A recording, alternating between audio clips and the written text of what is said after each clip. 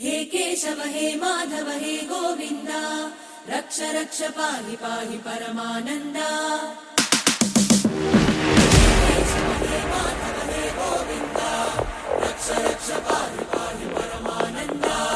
हे केशव हे माधव हे गोविन्द रक्ष रक्ष पाहि पाहि परमानन्दा।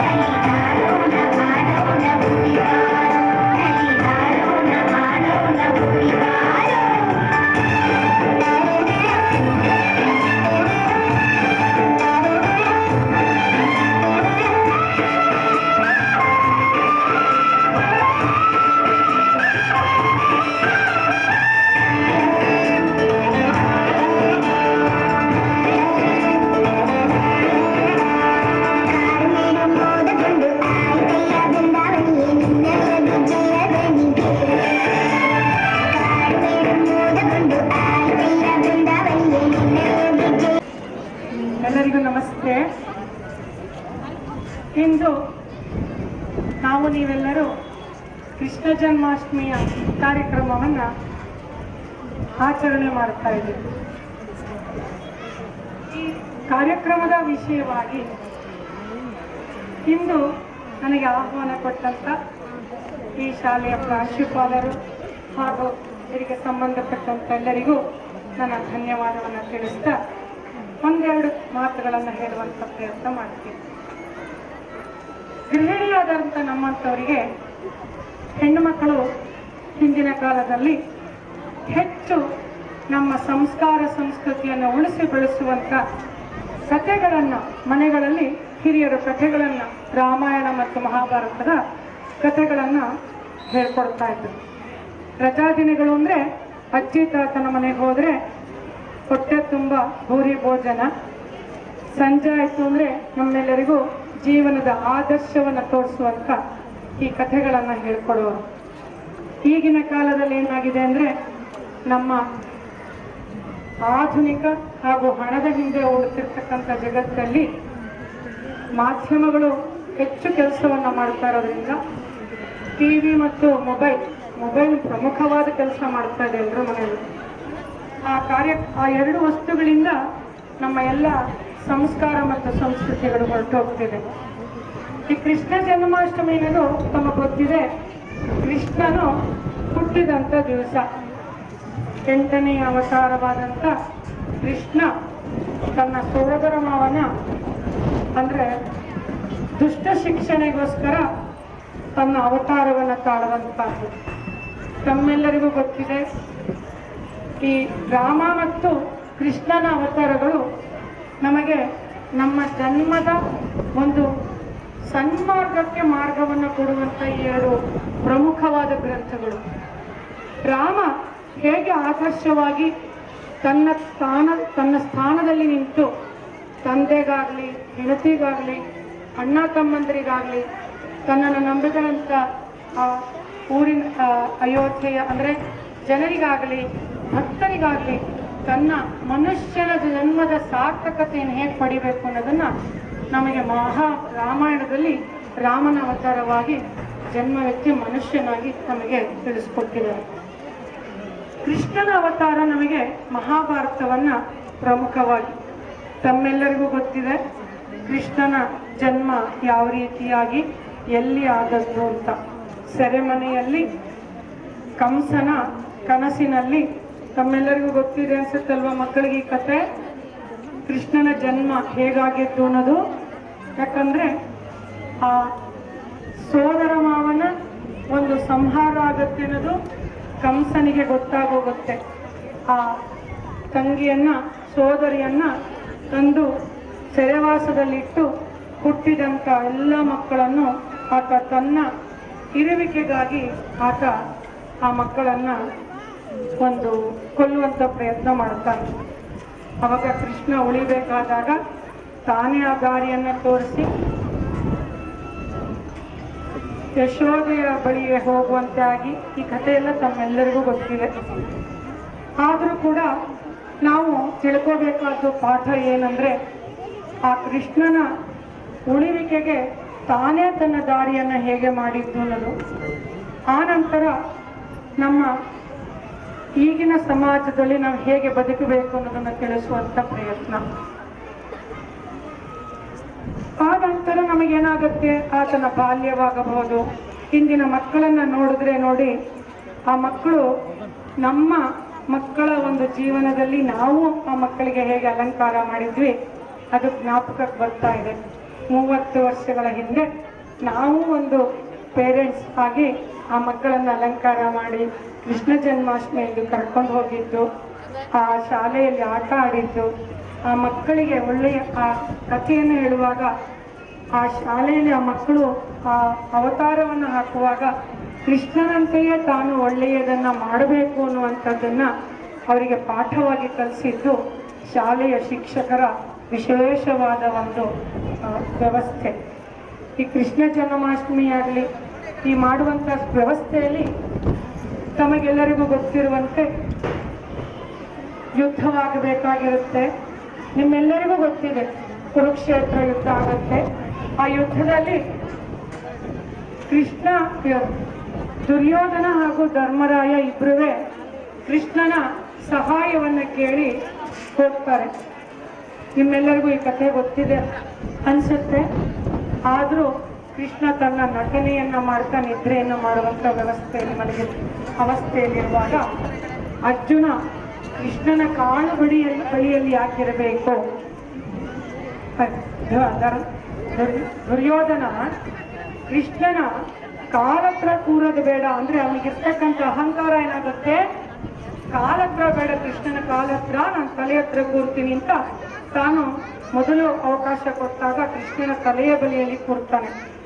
ಅದೇ ಅರ್ಜುನ ಬಂದು ಕೃಷ್ಣ ತನ್ನ ಗುರುವಾಗಿದ್ದರಿಂದ ಆ ಕಾಲ ಬಳಿಯಲ್ಲಿ ಕೂರುವಂತ ಪ್ರಯತ್ನ ಆಗುತ್ತೆ. ಕೃಷ್ಣ ನಿದ್ದೆಯಿಂದ ಎಚ್ಚರವಾದ ತಕ್ಷಣ ಇಬ್ಬರಲ್ಲೂ ಕೇಳ್ತಾರೆ ಬಂದಂತ ವ್ಯವಸ್ಥೆ ಬಂದಿರುವಂತ ಕಾರ್ಯಕ್ರಮ ಏನಂತ ಅಂತ. चली चली गोकुल की राधा चली चली चली चली गोकुल की राधा चली करके श्रृंगार में जमुना की तट पे करे कृष्ण इंतजार में।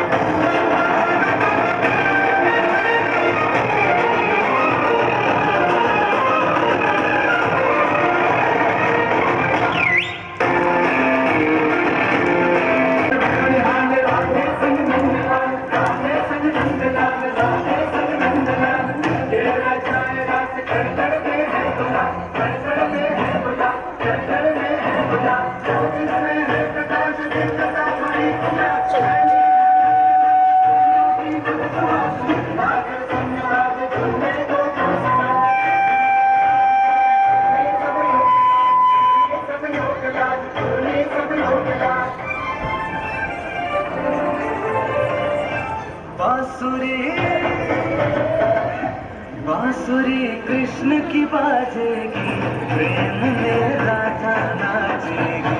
बांसुरी कृष्ण की बाजेगी, प्रेम में राधा नाचेगी।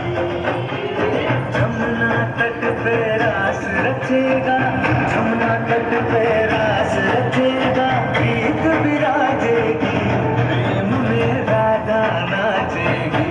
बांसुरी कृष्ण की बाजेगी, प्रेम में राधा नाचेगी।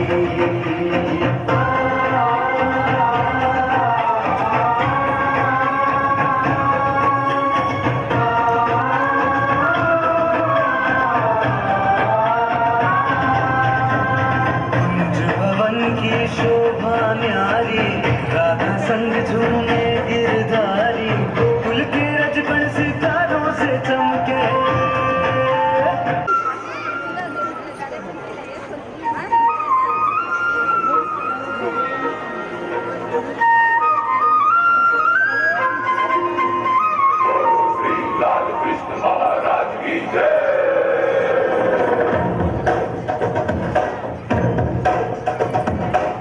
ಕೈಯಲ್ಲಿ ಬಿಲ್ಲು ಹಿಡಿದೋನು ರಾಮ,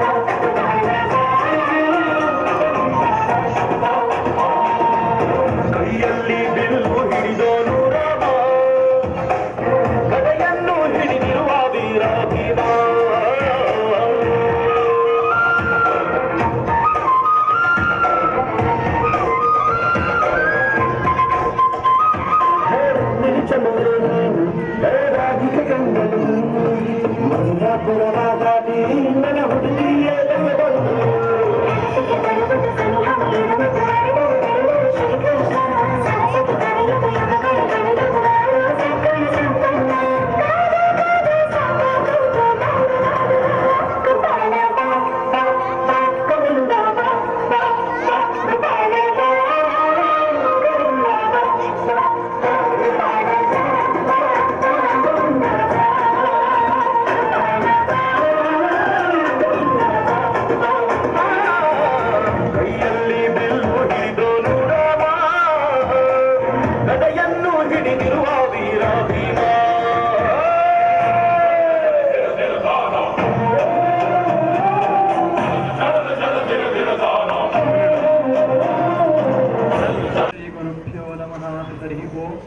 ಕೃಷ್ಣೋ ಬಲಜ್ಞಾನಕಾರೋ ಕೃಷ್ಣ ರಮಣರಾಜ್ಯದೌ ವೃಷ್ಣೀತ ಮಮ ಸದ್ಬುದ್ಧಿಂ ವೃಷ್ಣಿ ವಾಸಿಷ್ಠ ವಂಶಜೌ ನಮಸ್ತಸ್ಮೈ ನಮಸ್ತಸ್ಮೈ ನಮಸ್ತಸ್ಮೈ ಚ ವಾಯವೆ ಶ್ರೀಮದಾನಂದತೀರ್ಥಾಯ ಪ್ರಖ್ಯಾತಾಯ ನಮೋ ನಮಃ ಜ್ಞಾನವೈರಾಗ್ಯ ಭಕ್ತ್ಯಾದಿ ಕಲ್ಯಾಣ ಗುಣಶಾಲಿನಃ ಲಕ್ಷ್ಮೀನಾರಾಯಣ ಮುನೀನ್ ವಂದೇ ವಿದ್ಯಾ ಗುರುತ್ತಮ अस्मद्गुरु समारंभां टीकाकृत्पाद मध्यकार अस्मदाचार्य पर्यन्तां वन्दे गुरु परंपरा तपस्वाध्याय शुश्रूषा कृष्ण पूजार्थं मुनिं विश्वेश विष्टदं वन्दे परिव्राट् चक्रवर्तिना ಶ್ರೀ ಗುರುಭ್ಯೋ ನಮಃ ಹರಿ ಓಂ. ಎಲ್ಲರಿಗೂ ಕೃಷ್ಣ ಜನ್ಮಾಷ್ಟಮಿಯ ಹಬ್ಬದ ಶುಭಾಶಯಗಳು.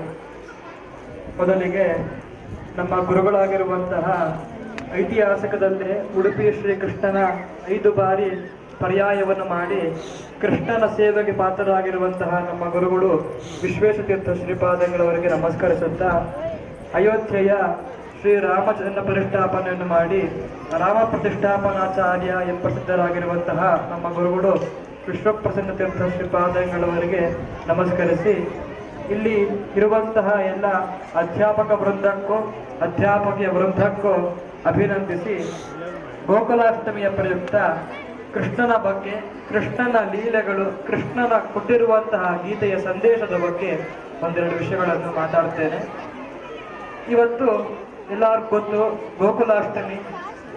ಭೂಭಾರ ಅರಣ್ಯಕ್ಕೋಗಿ ದೇವತೆಗಳ ಪ್ರಾರ್ಥನೆ ಮೇರೆಗೆ ಕೃಷ್ಣ ಪರಮಾತ್ಮ ದೇವಕಿ ವಸುದೇವೆಯ 8ನೇ ಗರ್ಭವಾಗಿ ಅವತಾರ ಮಾಡ್ತಾನೆ. ಪರಮಾತ್ಮನ ಯಾಕೆ ಅವತಾರ ಮಾಡಬೇಕು? ಅಲ್ಲಿಂದಲೇ ಅವನು ತಾನಿದ್ದಲ್ಲೇ ದುಷ್ಟ ಶಿಕ್ಷಣ, ಶಿಷ್ಟ ರಕ್ಷಣವನ್ನು ಮಾಡುವಂತಹ ಸಾಮರ್ಥ್ಯ ಅವನಿಗಿದೆ. ಯಾಕೆ ಪುನಃ ಭೂಲೋಕದಲ್ಲಿ ಬಂದು ಅವತಾರ ಮಾಡಬೇಕು ಅಂತ ಹೇಳಿದ್ರೆ ಅದಕ್ಕೆ ಭಾಗವತ ಉತ್ತರ ಕೊಡುತ್ತೆ. ಮತ್ಯಾವತಾರಸ್ಯ ಮತ್ಯ ಶಿಕ್ಷಣಂ. ಮನುಷ್ಯನಾಗಿ ಅವತಾರ ಮಾಡೋದಕ್ಕೆ ಯಾಕೆ ಅಂದ್ರೆ ಮನುಷ್ಯರಿಗೆ ಶಿಕ್ಷಣ ಕೊಡೋಕ್ಕೋಸ್ಕರ. ಹೇಗಿದ್ರೆ ಮನುಷ್ಯ ಉದ್ಧಾರನಾಗ್ತಾನೆ, ಏನೇನು ತನ್ನ ಧರ್ಮವನ್ನು ಹೇಗೆ ಆಚರಣೆ ಮಾಡಬೇಕು ತೋರ್ಸಕ್ಕೋಸ್ಕರ ಪರಮಾತ್ಮ ಶ್ರೀರಾಮ ಶ್ರೀಕೃಷ್ಣನಾಗಿ ವಿಷ್ಣುವಿನ 8ನೇ ಅವತಾರ ಶ್ರೀಕೃಷ್ಣ ಅವತಾರ. ದೇವಕಿಯ ಗರ್ಭದಲ್ಲಿ ಆವಿರ್ಭೂತನಾಗ್ತಾನೆ. ಅದೇ ಭಾಗವತ ಹೇಳುತ್ತೆ, ಸಮದ್ಭುತಂ ಬಾಲಕಮಂ ಭುಜಕ್ಷಣಂ. ಅವನಿಗೆ ಹುಟ್ಟಿಲ್ಲ, ಕೃಷ್ಣ ಪರಮಾತ್ಮನಿಗೆ ಹುಟ್ಟಿಲ್ಲ, ಸಾವಿಲ್ಲ. ಆದ್ರೆ ಶಂಖಚಕ್ರ ಧಾರಣೆಯನ್ನು ಮಾಡಿ ಪರಮಾತ್ಮ ಚಿಕ್ಕ ಶಿಶುರೂಪವಾಗಿ ತೋರ್ದ ಎಂಬುದಾಗಿ ಭಾಗವತ ಹೇಳುತ್ತೆ.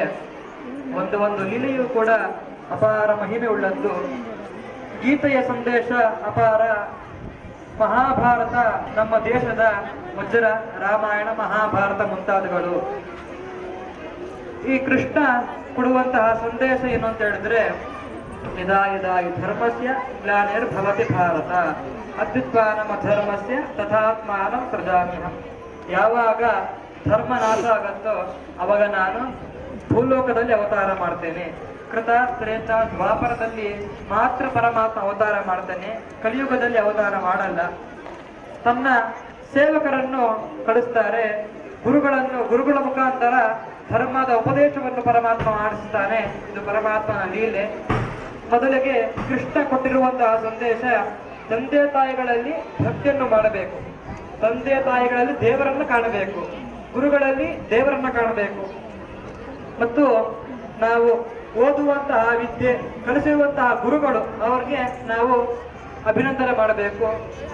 ಗುರುವಿನ ಗುಲಾಮನಾಗುವ ತನಕ ದೊರೆಯದಣ್ಣ ಮುಕುತಿ. ಎಷ್ಟು ಗುರು ಶುಶ್ರೂಷೆಯ ವಿದ್ಯಾ ಎಂಬುದಾಗಿ ಉಪನಿಷತ್ತು ಹೇಳುತ್ತೆ. ಗುರುಗಳ ಸೇವೆ ಮೇರೆಗೆ ಆ ವಿದ್ಯೆಯನ್ನು ಬರುತ್ತೆ.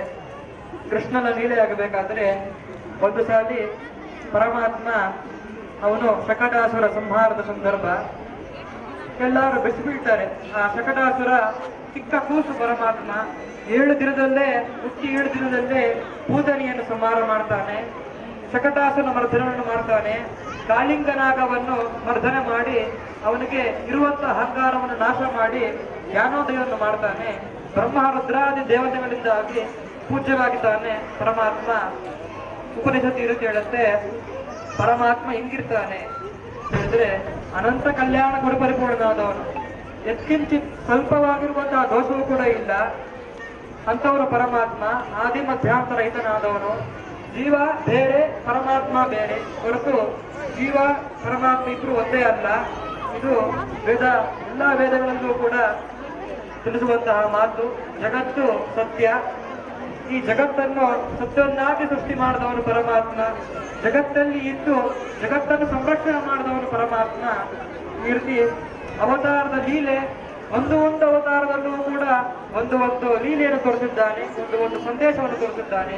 ರಾಮನ ಅವತಾರದಲ್ಲಿ ಅವನು ದೊಡ್ಡ ಮಹಾರಾಜನಾಗಿ ಹುಟ್ಟಿದ ಶ್ರೀರಾಮಚಂದ್ರ ವನವಾಸಕ್ಕೆ ಹೋಗಿ ಅಲ್ಲಿರುವಂತಹ ಪ್ರಜೆಗಳ ಕಷ್ಟವನ್ನು ತನ್ನ ಕಷ್ಟನಾಗಿ ಮಾಡಿಕೊಂಡು ಆ ಕಷ್ಟ ಪರಿಹಾರ ಮಾಡಿಕೊಂಡು ರಾವಣ ಜಗತ್ತಿಗೆ ಭಾರನಾಗಿರುವಂತಹ ರಾಮನ ಸಂಹಾರ ಮಾಡಿದ.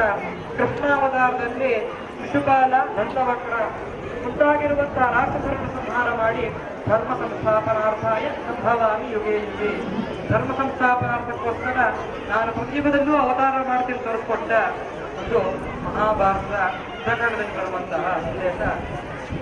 ಅರ್ಜುನ ಹೇಳ್ತಾನೆ, ಎದುರುಗಡೆ ಕಾಣಿಸ್ತಿರುವಂತ ಎಲ್ಲರೂ ಕೂಡ ನನ್ನ ಬಂಧುಗಳು, ನಾನು ಹೇಗೆ ಸಂಹಾರ ಮಾಡಲಿ ಸ್ವಾಮಿ, ನನಗೆ ಆಗ್ತಾ ಇಲ್ಲ. ಬಾಣವನ್ನು ಕೆಳಗಡೆ ಬಿಟ್ಟು ಹೋಗ್ತಾನೆ. ಅವಾಗ ವಿಶ್ವರೂಪ ದರ್ಶನ ತೋರಿಸ್ತಾನೆ ಪರಮಾತ್ಮ. ದೊಡ್ಡ ರೂಪ ಪರಮಾತ್ಮಂದು, ಇಡೀ ಜಗತ್ಪೂರ್ತಿ ವ್ಯಾಪಿಸಿರುವಂತಹ ರೂಪ, 1000 ಸೂರ್ಯಕೋಟಿ ಅಷ್ಟು ಪ್ರಕಾಶಮಾನವಾಗಿರುವಂತದ್ದು ಪರಮಾತ್ಮನ ರೂಪ. ಎಲ್ಲ ಜಗತ್ತನ್ನು ತಾನು ಧಾರಣ ಮಾಡಿದ್ದಾನೆ. ಜಗತ್ ನಿಯಾಮಕನಾಗಿ ಪರಮಾತ್ಮ ನಿಂತಿದ್ದಾನೆ. ಅರ್ಜುನಿಗೆ ಕಾಣಿಸಲಿಲ್ಲ ಆ ರೂಪ. ಸ್ವಾಮಿ ನನಗೆ ಕಾಣ್ತಾ ಇಲ್ಲ ನಿನ್ನ ರೂಪ ಅಂತ ಹೇಳಿದಾಗ, ದಿವ್ಯಂ ದದಾಮಿತೇ ಚಕ್ಷುಃ, ಪರಮಾತ್ಮನ ನೋಡಕ್ಕೆ ಸಾಮಾನ್ಯವಾಗಿರುವಂತಹ ಕಣ್ಣು ಸಾಧ್ಯವಿಲ್ಲ. ಈ ಕಣ್ಣಿಗೆ ಪರಮಾತ್ಮನ ನೋಡುವಂತಹ ಶಕ್ತಿ ಇಲ್ಲ, ಹೊರತು ದಿವ್ಯವಾಗಿರುವಂತಹ ಶಕ್ತಿ, ತೇಜಸ್ಸನ್ನು ಶಕ್ತಿಯನ್ನು ಕೊಟ್ಟ ಪರಮಾತ್ಮ.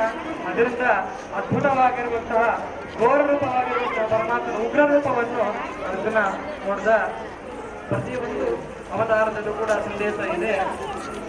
ಕೃಷ್ಣನ ಲೀಲೆ ಅಪಾರವಾದದ್ದು, ಕೃಷ್ಣನ ಭಕ್ತಿ ಅಪಾರ ಮಾಡದ್ದು. ನಾವು ಪ್ರತಿನಿತ್ಯದಲ್ಲೂ ಕೂಡ ಸ್ನಾನ ಜಪತಪಗಳನ್ನು ಮಾಡ್ತೇವೆ. ನಾವು ಮಾಡುವುದರಲ್ಲಿ ದೇವರ ಪೂಜೆ ಅಂತ ಹೇಳಿದ್ರೆ ಕೇವಲ ಪರಮಾತ್ಮನನ್ನು ಮಂಗಳಾರತಿ ಮಾಡುವುದೇ ದೇವರ ಪೂಜೆ ಅಲ್ಲ. ಹೊರತು ಪ್ರಭೃತಿ ಛಾಯಾದಿ ಪ್ರಾತರಂ ತಪಃ, ಸಾಯಂಕಾಲದಿಂದ ನಾವು ಬೆಳಗ್ಗೆ ತನಕ ಏನ್ ಮಾಡ್ತೀವಿ, ಬೆಳಗಿಂದ ಸಾಯಂಕಾಲ ತನಕ ಏನ್ ಮಾಡ್ತೀವಿ.